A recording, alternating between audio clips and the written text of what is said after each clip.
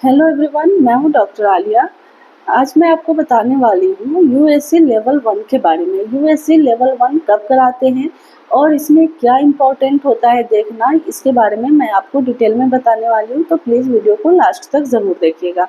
USC level 1 जो हम 11th week से 13th वीक के बीच में कराते हैं और ये बहुत ही इम्पोर्टेंट होता है। ये आपका पहला अल्ट्रासाउंड शुरू में हम 8th वीक पे कराते हैं और लेवल 1 जो होता है ये बच्चे की कॉन्जेनाइटल एबनॉर्मलिटीज़ का पहला अल्ट्रासाउंड होता है।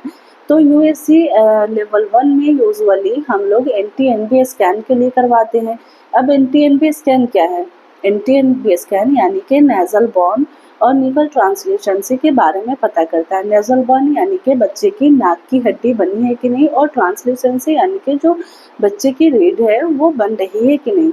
ठीक है, जो बच्चे का रीढ़ की हड्डी बनती है, मेन इसी से कॉन्जेनाइटल एबनॉर्मलिटीज़ का पता चलता है एनटी-एनबी स्कैन से। अगर एनटी-एनबी स्कैन में कुछ प्रॉब्लम्स आती है, जैसे नाक की हड्डी नहीं बन रही है, रीढ़ की हड्डियों में प्रॉब्लम है, निपल ट्रांसल्यूसेंसी में प्रॉब्लम आ रहा है, तो कई बार बच्चा क्रोमोसोमल एबनॉर्मलिटीज़ का होता है, बच्चे की जो बनावट है, बच्चे की संरचना है, वो खराब होती है। तब हम लोग इसको कन्फर्म करने के लिए एनआईपीटी करवाते हैं। एनआईपीटी जो कि क्रोमोसोमल एबनॉर्मलिटीज़ के ट्राइसोमी के बारे में बताता है। अगर वो पॉजिटिव आता है तो फिर हम बोलते हैं कि बहुत ही अर्ली स्टेज में है, बहुत अर्ली स्टेज में पता चल गया है। तो अब माँ को डिसाइड करना है कि अगर किसी एबनॉर्मल बच्चे को जो क्रोमोसोमल एबनॉर्मलिटीज़ के साथ है, क्या उस बच्चे को कंटिन्यू करना है या फिर बच्चे को अबॉर्ट कराना है, वो माँ को ही डिसाइड करना होता है। तो मेनली ये जो हमारा यूएसजी स्कैन जो होता है लेवल 1, इसलिए हर डॉक्टर्स बोलते हैं कि लेवल 1 बहुत ही इम्पोर्टेंट है और इसे बिल्कुल भी स्किप नहीं करना चाहिए, और साथ ही साथ डुअल मार्कर भी होता है। तो जब भी आप अगर कंसीव करो तो आप अपना लेवल 1 ज़रूर से करवाइए और एनटी-एनबी स्कैन के बारे में आप भी पता करिए कि क्या आपका स्कैन नॉर्मल आया है कि नहीं।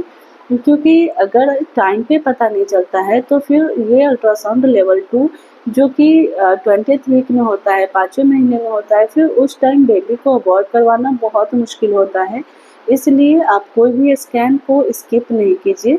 जब भी आप प्रेगनेंसी कंसीव होती हैं तो आपका 8th वीक पे एक अल्ट्रासाउंड होता है जिसमें बच्चे का लोकेशन मेन होता है देखना।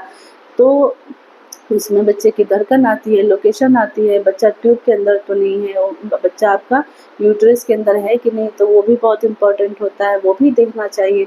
और जो एनसी प्रोफाइल्स के ब्लड टेस्ट होते हैं वो सारे भी आपको बहुत इम्पोर्टेंट है कराना। फिर ये लेवल 1 आता है जो कि तीसरे महीने पे होता है, 11th वीक से 13th वीक में। तो जब ये लेवल 1 एनटी-एनबी स्कैन आपका नॉर्मल है, फिर आपको कोई भी घबराने की ज़रूरत बिल्कुल भी नहीं है। और अगर इसमें कुछ भी आता है, एनटी-एनबी स्कैन में कोई प्रॉब्लम आती है, तो आप डुअल मार्कर ज़रूर से कराइए। डुअल मार्कर भी अगर पॉजिटिव आता है तो फिर डॉक्टर आपको फर्दर एनआईपीटी के लिए भेजती हैं जो कि आपकी ट्राइसोमी को पता करता है। ठीक है, तो ये जो मेन टेस्ट होते हैं लेवल 1 डुअल मार्कर, अगर डुअल मार्कर में कुछ आता है तो ही एनआईपीटी होता है, अगर कुछ नहीं आता है तो एनआईपीटी की ज़रूरत बिल्कुल भी नहीं है। ठीक है, तो कभी भी आप अपना स्कैन स्किप बिल्कुल भी मत कीजिए।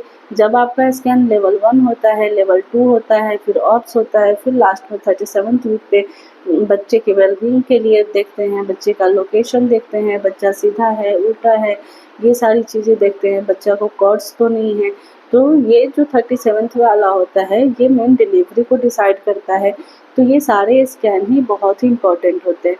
कई बार जो बहुत पुराने ज़माने के लोग हैं, जो आपके घर में जो 60 प्लस होंगे, तो वो लोग ये बोलते हैं कि हम लोग के ज़माने में तो ये स्कैन अल्ट्रासाउंड होता ही नहीं था, ऐसे ही डिलीवरी हो जाती थी। तो उस बात पे बिल्कुल भी नहीं जाना है आपको। आपको अपना स्कैन टाइम टू टाइम कराते रहना है, अपना ब्लड टेस्ट है सारे करवाते रहना है। और क्योंकि डिलीवरी में कोई भी कॉम्प्लिकेशन आता है तो आपको डॉक्टर की सलाह माननी चाहिए, क्योंकि अगर कुछ आता है तो आप जानबूझ के उस चीज़ को इग्नोर करेंगे तो वो आपके लिए बहुत ही कॉम्प्लिकेटेड हो जाएगा। ठीक है, इसके पहले जो होता था क्रोमोसोमल एबनॉर्मलिटीज़ बहुत ज़्यादा होती थी। पहले इस पे स्कैन नहीं होता था, डुअल मार्कर नहीं किया जाता था, तो बहुत ज़्यादा बच्चे एबनॉर्मल्स भी होते थे। पहले के मुकाबले में अब बहुत कम हुआ है।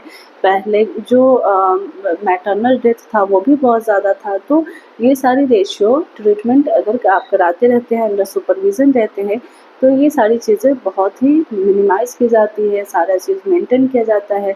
आप अपना टाइम टू टाइम जाके एमसी चेकअप करवाते रहिए। आप अपने थायराइड के बारे में है, शुगर के बारे में है, बीपी के बारे में है, तो ये सारी चीज़ें आपको पता होनी चाहिए आप अपनी during pregnancy.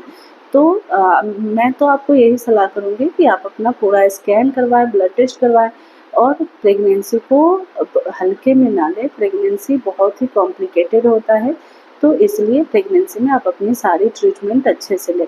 Thank you so much.